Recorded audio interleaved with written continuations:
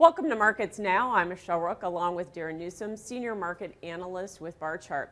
So we ended on Friday here, Darren, with markets kind of mostly lower over in the grains with the exception of the corn market. Cotton was lower, livestock pretty much higher. But let's talk about kind of one of the main influences of the day, the risk off and the higher dollar, and some of us have tied that to the jobs report. Talk a little bit about that.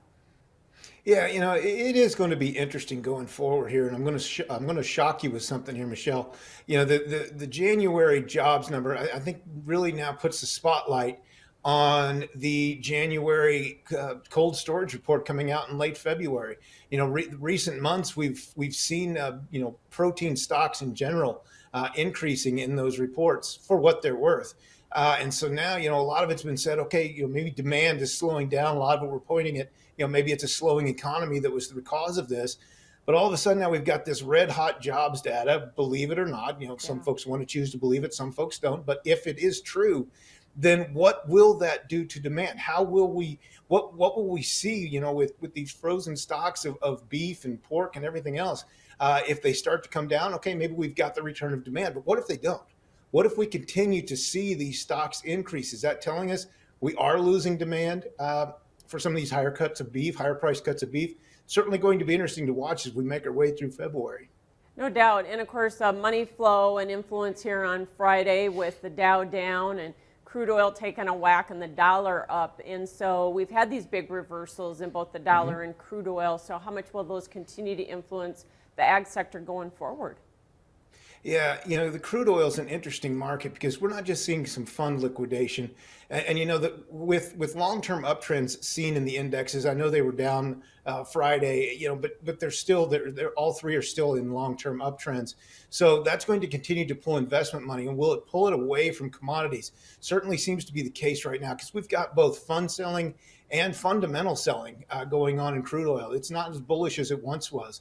And so we'll have to see how long that carries out. And it will have spillover effect because we're seeing it in a lot of commodities right now. We're seeing funds backing out of the market. They're not interested in buying. There's just too much money possibly at this time going over into stocks and equities and other investment opportunities. Yeah, and one of those most sensitive is really that cotton market then, isn't it? Mm-hmm.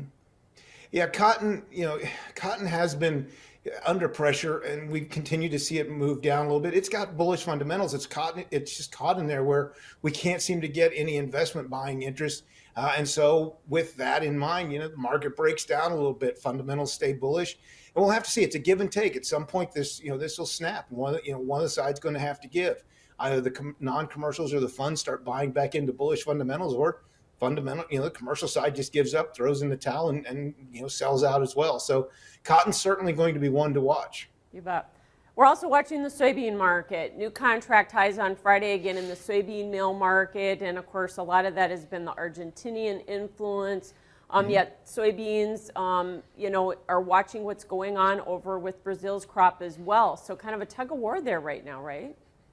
Yeah, there really is, and as we get deeper into February, it's going to be interesting to see. We're going to have to be crushing more for soybean meal. We know that because Argentina is certainly just not going to have the crop. But what about our exports? I mean, right now we're on a good export pace through, late January with the latest update. So we've got a good pace of exports going, but will it last? If we start to see that soybean crop starting to hurry up with its harvest in Brazil, and those beans start to make their way to port, how soon until all of the shipments coming out of the U.S. basically just slow to a trickle? And that's going to be the key. How long can we keep this export demand plus crush demand going? Because we still have tight supplies. My calculations at the end of January showed the U.S. supply demand situation continues to tighten. It isn't going away. But if demand all of a sudden starts to slow, particularly on the export side, it's going to loosen things up a bit. Absolutely. And then we're concerned about even some Chinese soybean cancellations. I know that's even been talked about. So what about the soybean meal market? It has been pushed by this Argentina crop being lowered. So how long does that last? And can we get above the $500 mark? Yeah, that's a great question, Michelle. How long does this last? As long as the buyers are willing to continue to push it.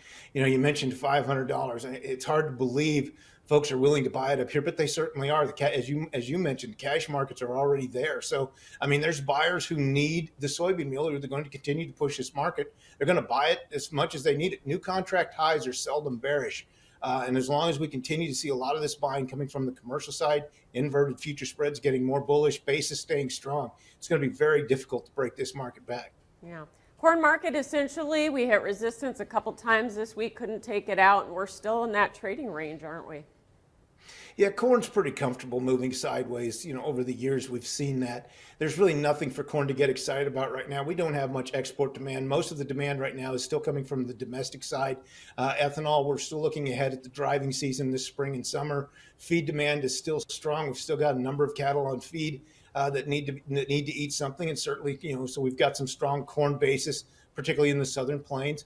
Again, there's just really there's no change in the dynamics of the corn market, and I'm not looking for it anytime soon.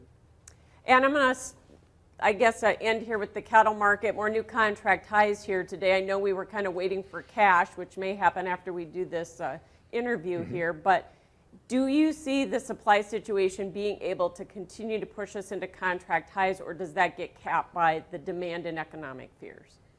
Yeah, that is the question, Michelle. I mean, I know supplies have been coming down. We still have bearish future spreads, so that's telling me demand isn't that strong. We can also see it in the boxed beef markets, and so we do have an offset here. I mean, we've got tightening supplies, fewer head of cattle, in general, but demand still seems to be coming down. Is it just seasonal for winter?